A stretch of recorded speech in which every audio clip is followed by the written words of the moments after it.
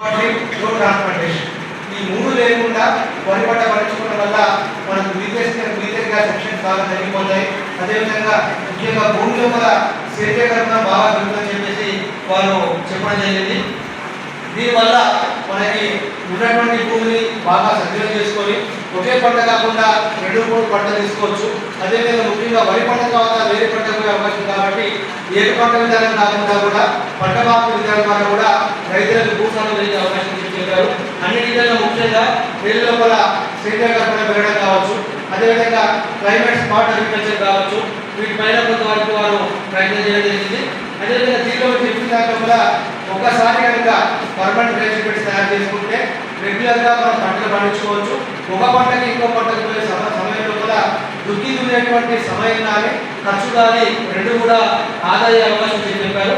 అదేవిధంగా వాళ్ళు చెప్పింది మీరు పంటలో వచ్చేటువంటి గ్రేమ్స్ మనుషులు తీసుకోవాలి. తర్వాత పశుగ్రాసాలు ఏదైతే మనకి ఆ పంట అవశేషాలు అవి పశుగ్రాసం కింద పశువులు పెట్టాలి. అదేవిధంగా వేటని కనుక మనకి భూమి కనిపిస్తే సేద్యం పెరుగుతుందని చెప్పారు. వారి అనుభవం లోపల ఈ జీవ వైవిధ్యం అంటే వాళ్ళు ఈ రకంగా పంటలు పండించినప్పుడు అది బటర్ఫ్లైస్ కావచ్చు, పాములు కావచ్చు, పక్షులు కావచ్చు, ఇతర జంతువుల సంఖ్య కూడా బాగా పెరిగిపోయి కేవలం సృష్టి లోపల మనిషే కాదు మనిషితో పాటు ఇతర జంతువులు కూడా బతికేటువంటి అవకాశం ఇవ్వాలని చెప్పడం జరిగింది. ఈ విధంగా పంటలు సాగు చేయడం వల్ల ప్రకృతి లోపల అందరూ సమానంగా జీవించబడుతుంది, అందరూ జీవించబడతారు, ప్రకృతి సమతుల్యంగా ఉందని చెప్పేసి వారు చెప్పారు. యాడ్ చేశారు. ఫస్ట్ పరశురామ్ గారు వారి అనుభవాలు షేర్ చేశారు. పరశురామ్ గారు ఒక 2 ఎకరాలు ఉన్నటువంటి రైతు. దాదాపుగా 13 సంవత్సరాల క్రితం చంద్రశేఖర్ గారు వచ్చినప్పుడు వారి పద్ధతిని పాటించారు. వారు ముఖ్యంగా చెప్పింది ఏంటంటే 2 ఎకరాల్లో ఈ పద్ధతిని 13 సంవత్సరాలుగా పాటిస్తున్నారు. గత 13 సంవత్సరాలు ఒక్కసారి కూడా ట్రాక్టర్తో దున్నలేదని చెప్పారు. ముఖ్యంగా వారందరూ ఏంటంటే మనకు దున్నడానికి 3 విషయాలు కావాలి మనకి. ఒకటి లేబర్ కావాలన్నారు, రెండవది ట్రాక్టరు, మూడవది వర్షం. కానీ వీరి పద్ధతిలో వారు ఏమంటారంటే ఈ 3 కూడా అవసరం లేకుండా పద్ధతిలో వ్యవసాయం చేయవచ్చు అనే విషయాన్ని వారు డెమాన్స్ట్రేట్ చేశారు. అక్కడ రైతుల ద్వారా చూపించారు.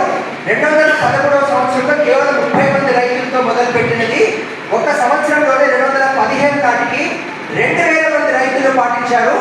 ఇప్పుడు దాదాపుగా 10 సంవత్సరాల్లో 2 జిల్లాల్లో మొదలైంది. ఇప్పుడు 10 జిల్లాలు, తర్వాత 6 రాష్ట్రాలు విస్తరించి ఈ రోజు దాదాపుగా 10,000 మంది రైతులు 10,000 farmers are practising agriculture country.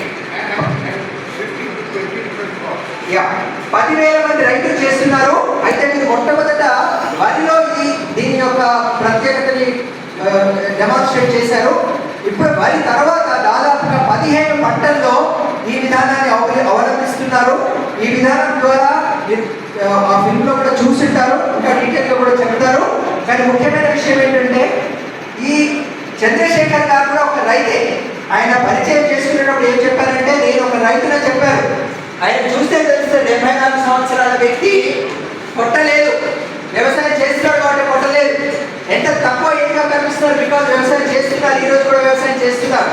కాబట్టి చంద్రశేఖర్ గారు వ్యవసాయం చేసేటువంటి వారు, కానీ ఒక శాస్త్ర పరిజ్ఞానం ఉన్నటువంటి వ్యక్తి. ఎందుకంటే BSc అగ్రికల్చర్ చదివి అమెరికాకు వెళ్ళి MSc చేసి అవన్నీ వదిలేసి తిరిగి మన దేశానికి వచ్చారు. ఎందుకు వచ్చారంటే వారి నాన్నగారు కూడా మన జనార్దన్ రెడ్డి గారు లాగా ఒక సంఘ సంస్కర్త, ఫ్రీడమ్ ఫైటర్. అలాంటి వారి యొక్క ఉద్దేశాన్ని తీసుకొని మనం రైతుల కోసం చేయాలి, రైతులు సంతోషంగా ఉండాలి, హ్యాపీ ఫార్మర్ అని చెప్పారు. రైతు సంతోషంగా లేడు, ఈరోజు అందరూ సంతోషంగా ఉన్నారు కానీ రైతు సంతోషంగా లేడు. కాబట్టి రైతు యొక్క సంతోషాన్ని నేను పెంచుతున్నానని చెప్పారు. కాబట్టి మీరందరూ కూడా ప్రయత్నించాలి. ఆయన అడిగింది, మిమ్మల్ని అడిగారు, ఒక ప్రశ్న అడిగారు, మీరు ఎంత విన్న తర్వాత ఏం చేస్తారు. ఆయన అనేది ఏంటంటే మీరు మొత్తం ప్రాక్టీస్ చేస్తామని చెప్పక్కర్లేదు, కానీ మీరు డెమాన్స్ట్రేట్ చేయండి, ప్రయత్నం చేయండి. మీకు 2 ఎకరాలలో ఒక 1/2 ఎకరంలో ప్రయత్నం చేయండి.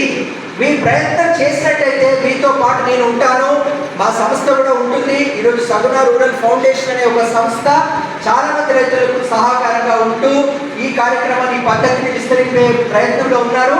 కాబట్టి వారు కోరుకునేది ఒకటే, ఇక్కడ మన కృషి విజ్ఞాన కేంద్రంలో కూడా ప్రయత్నం చేస్తున్నారంటే మనందరం కూడా ఒక ప్రయత్నం చేద్దాం. పూర్తిగా ఒకేసారి నమ్మమని అంటలేదు, మీరు ప్రయత్నం చేసి ఆ తర్వాత నమ్మకం తెచ్చుకోండి. ఇక్కడ శాస్త్రజ్ఞులు ఉన్నారు, విద్యార్థులు ఉన్నారు, రైతులు ఉన్నారు, అందరూ కూడా ఈ ప్రయత్నంలో భాగం కావాలని వారు కోరుకోవడం జరిగింది. Thank you sir.